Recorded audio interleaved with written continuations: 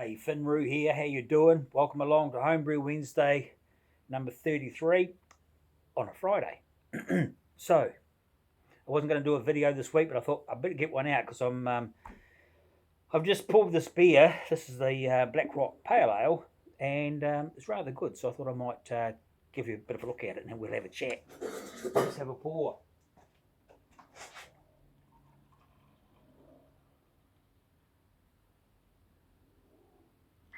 It's drinking very, very nicely. Not that I've had much of it, but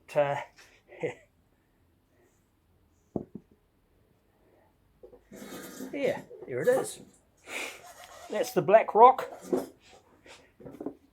It's quite nice. It was only kegged last week. It is clearing up. Probably about another week it'll be quite crystal clear, I would say, quite bright, as we say in the brewing business. This is it here, the Black Rock Pale Ale. Now, so I had a question from a fella, and it's just popped into my head, so I can't remember his name now, but he'll know who he is. He wanted to know how what I do with, how I sort of pimp them, if you like. So what I got here, I'll run it through what we did. What I did, I had one can of Black Rock Pale Ale, and I had a number 40 for this one, number 40 Brew Enhancer, which is a lager brew enhancer, which is fine. So I brought 23 litres of water up to the boil, got it boiling away. Then I put my copper wort chiller in. We've got to put that in, and so that'll sanitize it. So I popped that in, and then I got a pot, and I opened the can. And just one thing about opening these cans, you see this is the yeast from it. I was actually going to use the yeast. See, there's a hole in it. Yeast everywhere. So what I did was, these can be quite stiff, these plastic lids, so I rammed some scissors under there and give it a bit of that. And of course I popped the hole in the top of the yeast packet, so I didn't want to use that because the scissors weren't that clean. You just never know. But anyway, that's okay. So then, so I got a pot, and I put it in the hot water, in the hot liquor that was boiling in the boil pot, and then I proceeded to dissolve it into the pot, into the saucepan, and just stir it around, dissolve it, put it into the boil pot, put some more in, put it in the boil pot, and then I got my my vice grips, bang them on there, put it into the boiling water from the kettle, put it in there and rinsed it through, and it came out nice. So I got rid of all that, and then I put the brew enhancer in, just poured that in and mixed it all around, and then I put 20, what did I put in? 30 grams of Centennial hops in. Boy, geez, they're nice. Cheers, let's have a taste.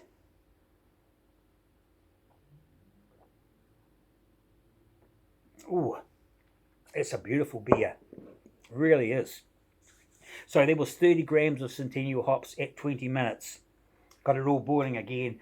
Started the timer 20 minutes, put the hops in, put some yeast nutrient in, and it was a couple of pinches, good sized pinches of yeast nutrient. And also I put in a Whirlfloc tablet. Now I'm not actually sure if I really need to put a Whirlfloc tablet in, whether it will clear up on its own being a kit beer, but anyway, I did that.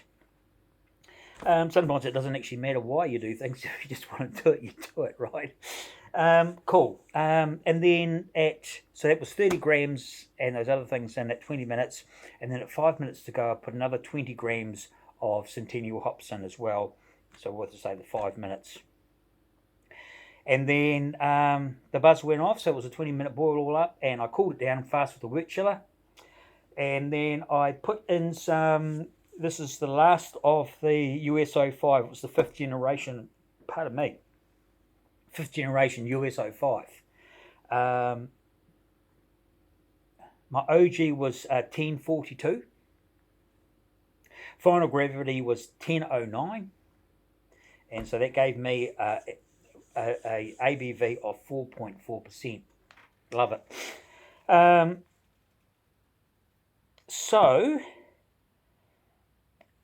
I'm really enjoying this beer. It's got the very citrus. You guys know all about Centennial hops, and as you know, I'm not a big hop fan, so I'm always behind the 8 ball, if you like. Not always up on a lot of the hops that you guys are using, but Centennial definitely is. There's a bit of yeast that went in there. Very, very nice. Kind of like, I think they called it the...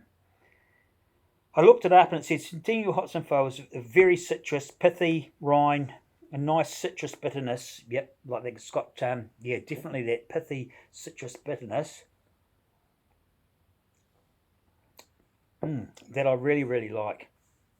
It's often called the Super Cascade. And its pedigree is Fuggles, Bavarian, Goldings, East Kent Goldings. I think there's one or two others in there, but that's its pedigree. So good stuff. Very, very nice beer, very simple to make. I actually, as an all grain brewer, I'm actually very, very happy with the way that these beers are turning out. And once again, no homebrew twang. Haven't actually pinpointed why. Although I will, as I said before, I think I've possibly pinned it down to the quick cool down, getting the cold break to go to the bottom of the pot and leave that behind. I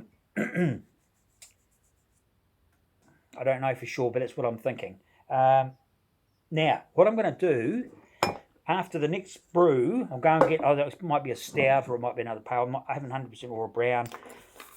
Haven't 100% decided yet, but what I'm going to do is when I get the boil up and running, with the kit brew, what I'm going to do is take a litre and seal the lid down, and then on the following brew I'm going to use that that wort that I've taken out of the boil kettle, as I'm brewing the kit brew. When I get close to the end of the boil, I'll take a litre and I'll put it in this in a jar. I'll seal the top on, and then the next brew I'll make a starter. I think it's a very, very easy way. That way I don't have to dissolve, I might do a video on that actually. I think it's quite a good idea. So I won't have to dissolve, 100 grams of this and do that and boil it and cool it down. I'll be able to, the night before I'll be able to bring it out of the fridge and let it come to room temperature.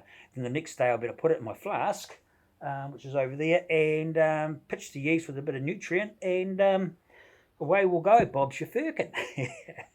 Cheers.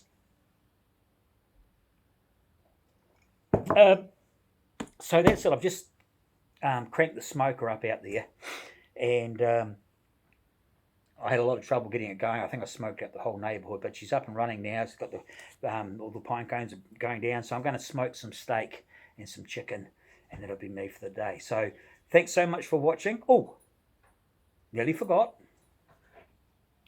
Here he comes. No show without punch. There. Come on, big fella. Oh, there he is. Welcome along, Baxter. Yeah.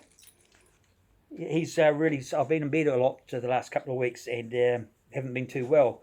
And he's really, really hanging out for a good run. So I might, if I'm okay, next week I might take him down the river and he can go nuts. But anyway, a couple of newbies on the board.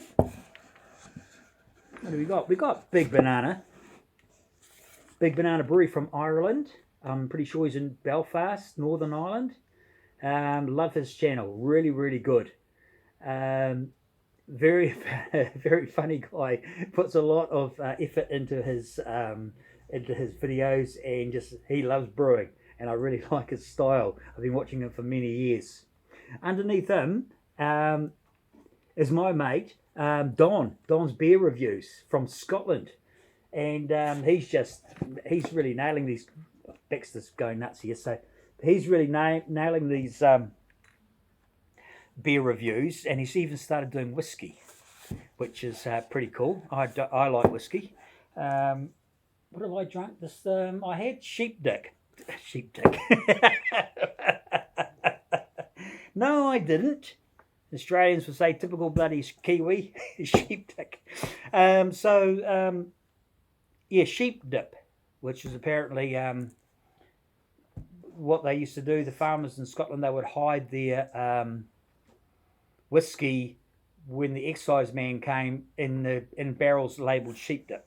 So that's what they call that. It's very nice too. All right, Baxter. I'm going to go and get that